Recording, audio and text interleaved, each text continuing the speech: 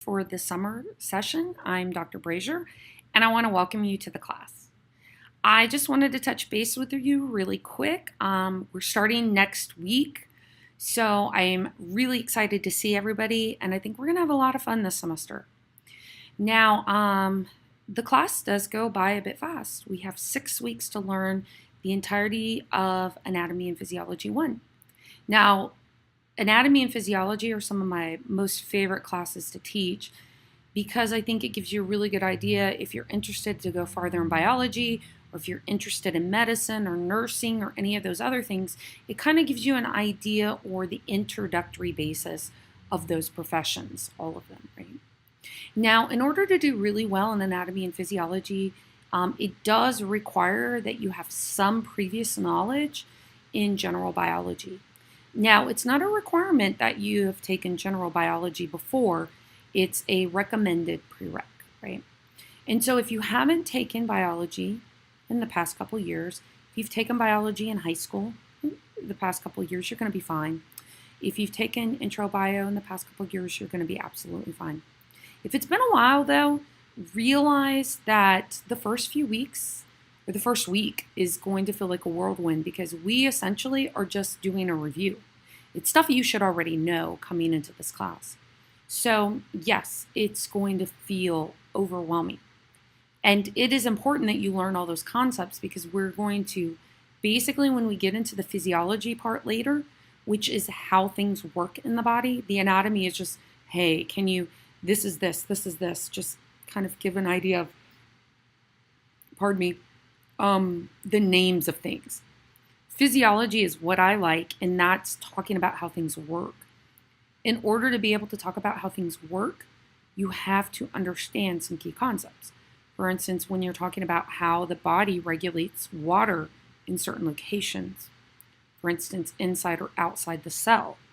When you talk about, this is part 2, but if you're talking about essentially how your kidneys work, you have to understand osmosis and diffusion.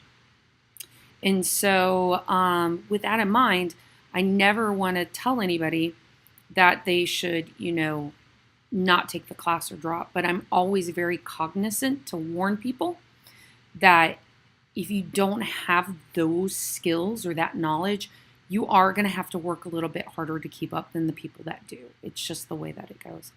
So keep that in mind. And I'm always here to help you if you need it. I mean, I would do a lot of things to help with this success if the student is willing to do it themselves. I mean, I'm always there, really big advocate for you guys. At the same point, there's going to be a lot of work that you have to do on your part to catch up if you don't have those skills.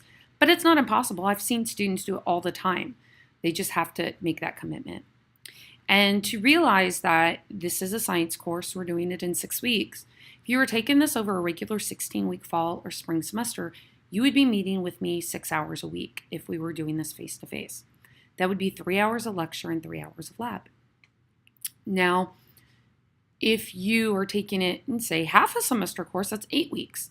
You would be meeting me for,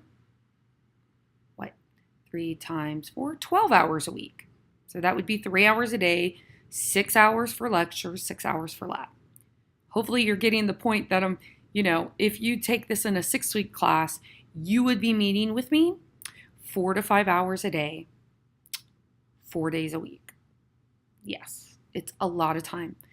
And that is just the time spent understanding the material. That's it. That's not the time spent doing homework, because I would assign homework. I always do. The time spent studying. So keep that in mind. You're going to be working a lot for this class. And I always want to tell people that as well, because, I know a lot of times people will be working 60 or 70 hours a week and they're like, oh, well, I thought I was only going to have to be doing stuff on the homework for an hour or so. And I'm like, no, if you were taking a 16-week course, that's probably the case. Even then you would be doing more, but you're not. And the state of Texas requires that you have enough work to equal the contact hours you would be if you were taking me face-to-face. So just keep that in mind as you're going through here, that it will seem overwhelming at times, But you're going to get through it and you're going to do fine. And then you're going to go on to the next course in this, or, you'll go on to other science classes or whatever it is that your passion and what you want to do. And to realize that if you're going into if you're going into anything like comparable anatomy or biochemistry or even biology, that the stuff that you learn in here will be important for other classes. If you're looking at going into a professional program like nursing or becoming a doctor someday, the stuff you learn in this class, you will be applying in other courses, for instance, pathophysiology, or in nursing school. So make sure that you're doing everything you can to really learn the material now, and it'll save you some heartache later. Anyway, I'm really excited for you to be joining the class with me, and I will see you next week. Till then, best of luck, and look over that syllabus and get ready. I'll talk to you guys later. Bye.